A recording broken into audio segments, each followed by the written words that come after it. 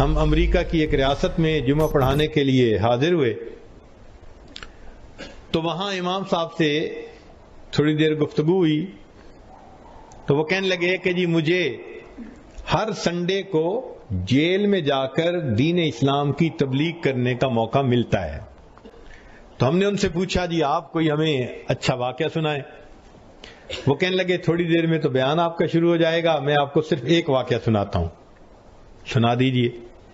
کہنے لگے میں جیل میں گیا تو ایک آدمی تھا جو وہاں کا مقامی تھا, وہ جیل میں تھا بڑے عرصے سے. اس کو میں نے اسلام کے بارے میں بتایا, سمجھایا, اس نے کلمہ پڑھ لیا. تو میں نے اس کا نام علی رکھا اور اب اس کو میں نے دین سکھانا شروع کیا. طہارت کیا ہوتی ہے, فرض کیا ہوتے ہیں, نماز کیا ہوتی ہے, جو ضروریات دین تھیں وہ میں نے اس کو سکھانی شروع کی. تو وہ میرے بہت قریب ہو گیا.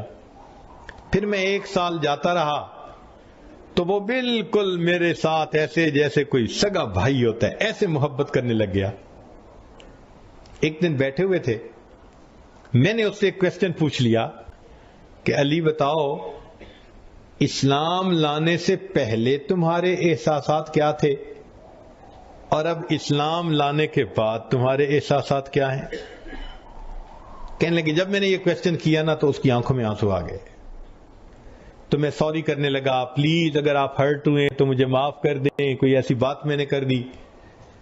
وہ کہنے لگا نہیں, بس آج میں اپنے دل کی بات آپ کے سامنے کھول دوں گا کہ اسلام لانے سے پہلے میں زانی تھا, شرابی تھا, مگر میں ایسا نفسیاتی مریض تھا کہ مجھے دوسرے بندوں کو قتل کر کے تڑپتا جب دیکھتا تھا تو مجھے مزہ آتا تھا. تو میں بے گناہوں کو قتل کرتا تھا اور جب ان کی لاش تڑپتی تھی تو میں اس کے گرد ناچتا تھا. ایسا جانور تھا, ظالم تھا. میں موقع کی تلاش میں رہتا تھا. کہیں عورت اکیلی مل گئی, بچہ اکیلا مل گیا, بندہ اکیلا مل گیا, یہاں مجھے کوئی اکیلا مل جاتا میں اس کو بلا وجہ قتل کرتا. اس کا خون بہتا ہوا دیکھتا, تڑپتا ہوا دیکھتا, ٹھنڈا ہوتا دیکھتا, اور نفسیاتی مریض تھا کہ اس سے مجھے خوشی ہوتی تھی. کہنے لگا کہ میں نے 30 سے زائد بندوں کو بے گناہ قتل کیا ہوا ہے. یہاں تو میں آیا ہوں ایک چھوٹے سے جرم میں اور 6 مہینے کے بعد میں بات پر نکل جاؤں گا. کسی کو میرا پتہ نہیں چلا کہ میں نے کتنے مرڈر کیے ہیں. لیکن جب تم نے اسلام کا کنسپٹ مجھے دیا اور قیامت کے دن کا کنسپٹ دیا کہ ہر بندہ اپنے عمل کا جواب دے ہوگا, میں نے اسلام قبول کر لیا. اب میں جب قیامت کے دن کے بارے میں سوچتا ہوں نا کہ میں اللہ کے سامنے پیش ہوں گا اور وہ مجھ سے پوچھیں گے کہ تم نے یہ ظلم کیوں کیا تھا, تو کہنے لگا کہ میرا دل ڈرتا ہے, خوف کھاتا ہے, اور اب میرا دل اتنا حساس ہو گیا ہے کہ جب مجھے ہفتے کے بعد کمرے سے نکالتے ہیں تھوڑی دیر کے لیے تو میں باہر قدم رکھتے ہوئے اس کا بھی خیال کرتا ہوں پاؤں کے نیچے کوئی چیونٹی بھی آ کے نہ مرنے پائے. جو کفر کے زمانے میں 30 سے زائد بے گناہ لوگوں کو قتل کرتا ہے, جب قیامت کا تصور اس کے ذہن میں اتر جاتا ہے پھر اللہ اس کا دل ایسا بنا دیتے ہیں کہ وہ چلتے ہوئے یہ بھی خیال کرتا ہے کہ پاؤں کے نیچے چیونٹی آ کے بھی نہ مرنے. ملک شاہ ایران کا بادشاہ گزرا ہے, میں اپنی بات کو ذرا سمیٹتا ہوں. وہ اپنے پولیس والوں کے ساتھ ایک مرتبہ 3 دن جنگل میں شکار کھیلنے کے لیے چل رہا.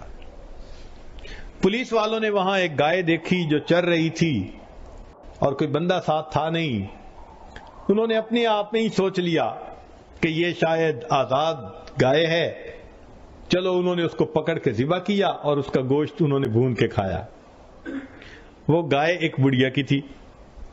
جب اس کو دوسرے دن پتا چلا کہ میری گائے کو تو ذبح کر دیا گیا تو وہ آئی اور اس نے پولیس والوں کو کہا کہ بھائی آپ لوگوں نے میری گائے کو ذبح کر دیا, تو اب آپ ایسا کریں کہ مجھے پیسے دے دیں, میں دوسری گائے خرید لوں. میرا تو گزارا ہی اس کے دودھ، مکھن، دہی، لسی کے اوپر ہوتا تھا۔ پولیس والوں نے کہا کہ ہمارے پاس تو پیسے نہیں ہیں۔ اس نے کہا اچھا اگر آپ کے پاس پیسے نہیں تو بادشاہ سے مجھے بات کرنے دیں۔ ان کا نہیں، ہم آپ کو نہیں موقع دیتے بادشاہ سے بات کرنے کا۔ تو وہ بوڑھی عورت بڑی پریشان ہوئی کہ اب میں کروں تو کیا کروں۔ اس نے کسی کو اپنا دکھ سنایا، وہ سمجھدار آدمی تھا، اس نے کہا دیکھو بادشاہ نے 2 دن کے بعد واپس جانا ہے، اور واپسی میں ایک دریا ہے جس کے اوپر پل ہے، اس پل سے ہی اس نے گزرنا ہے، تم چلی جاؤ پل پہ بیٹھ جاؤ، جب بادشاہ کی سواری گزرنے لگے تو سواری کو روک کے بات سنا دینا، بادشاہ تمہیں گائے کے پیسے دے دے گا، اچھا بندہ ہے۔ لو جی بوڑھی اماں وہاں پہنچ گئی۔ جب تیسرے دن بادشاہ کی سواری وہاں سے گزرنے لگی تو بڑھیا اٹھی اور بادشاہ کے گھوڑے کی لگام اس نے پکڑ لی، کھڑا کر لیا۔ تو محمد شاہ نے پوچھا، ملک شاہ نے پوچھا کہ اماں میری سواری کیوں روکی ہے؟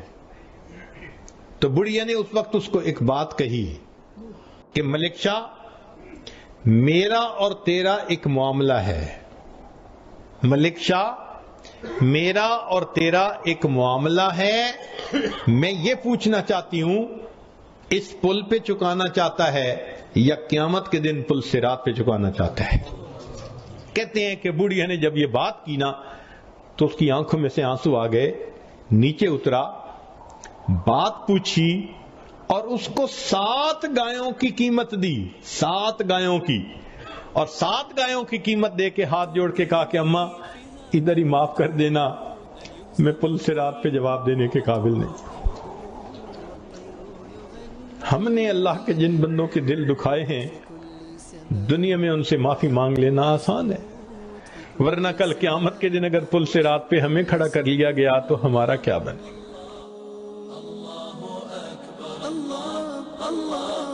اللہ